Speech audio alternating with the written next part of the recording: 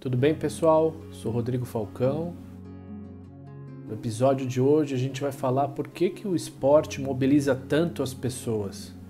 A ideia hoje é trazer algumas reflexões sobre psicologia social, quais os mecanismos psicológicos por trás das mobilizações das pessoas diante do esporte.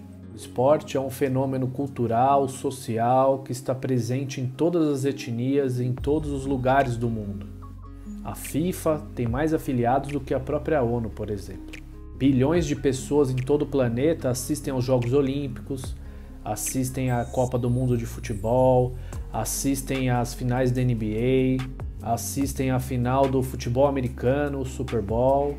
Além disso, o esporte mobiliza também muito dinheiro, muita lucratividade. O esporte é também entretenimento, mas não só. O esporte é política, o esporte pode servir para a educação, o esporte pode servir para a saúde. Muitas teses, muitos livros foram descritos para falar desse fenômeno, em diferentes áreas do conhecimento, nas ciências humanas, nas ciências biológicas, nas ciências médicas. O esporte produz muita ciência. O primeiro mecanismo psicológico que o esporte mobiliza as pessoas tem a ver com a identificação. As pessoas se identificam com os ídolos, as pessoas têm afetos positivos e negativos pelos atletas, as pessoas se identificam com determinados times esportivos, com agremiações, com instituições. Isso está conectado com suas emoções. Existe algo no esporte relacionado ao pertencimento. Certos times esportivos representam comunidades, representam regiões, representam nacionalidades. Existe aqui uma questão também relacionada ao tribalismo, digamos assim. O esporte, ele existe antes dos ingleses inventarem as regras esportivas. O esporte está presente na literatura, na cultura, nas obras de artes da antiguidade, nas descrições de vários autores antigos.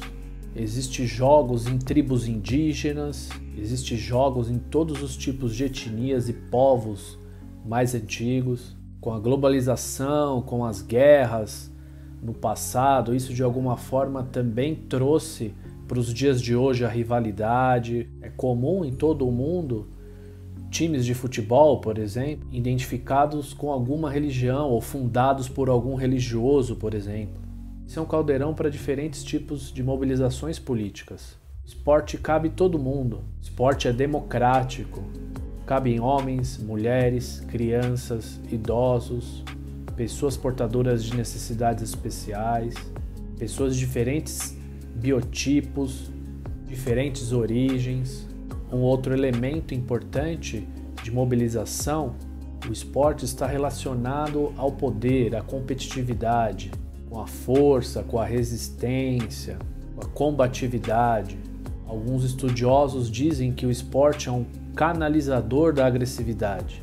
Alguns teóricos dizem que o esporte ele tem a ver com a nossa questão biológica, com a nossa questão mais primitiva. Em que sentido? Nossos antepassados lá atrás tinham de caçar para sobreviver. Alguns teóricos associam essa questão da caçada com o esporte moderno que temos hoje. Digamos que é um aprendizado biológico que foi passado culturalmente. A caçada lá atrás para sobrevivência, ela está ligada ao planejamento, à estratégia, à ação, ao empenho, ao alvo específico, à conquista, ao reconhecimento pelo grupo, à mobilização individual e também coletiva. Nesse sentido que alguns teóricos dizem que o esporte está relacionado aos nossos instintos mais básicos. A caçada é para saciar a fome, que tem a ver com prazer, que tem a ver com a sobrevivência, com a manutenção da espécie.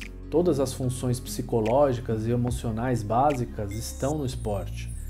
Existe afetividade, existe qualquer tipo de emoção. Raiva, dor, alegria, êxtase, prazer, frustração, medo, nojo, empatia, compaixão, dor, perda, acolhimento, reconhecimento, para quem pratica o esporte e para quem assiste também, para quem é espectador. Muitas dessas emoções e sentimentos descritos Eles podem ocorrer numa partida, num jogo, num campeonato. Além disso, o esporte pode propiciar algo que os teóricos chamam de catarse coletiva. São sentimentos de justiça, de injustiça, de amor próprio, de identidade, de orgulho. Por tudo isso, o esporte poderia ser uma ferramenta incrível para se trabalhar a educação, para complementar a educação.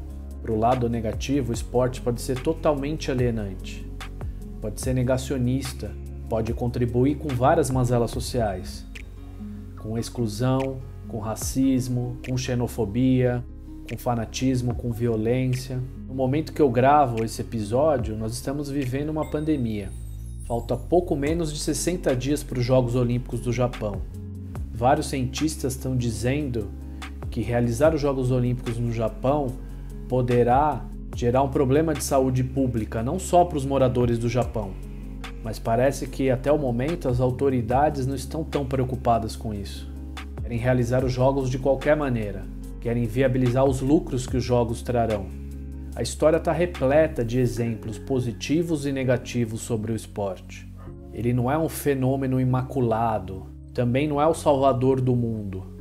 Ele pode sim contribuir com o desenvolvimento, desde que tenhamos consciência disso.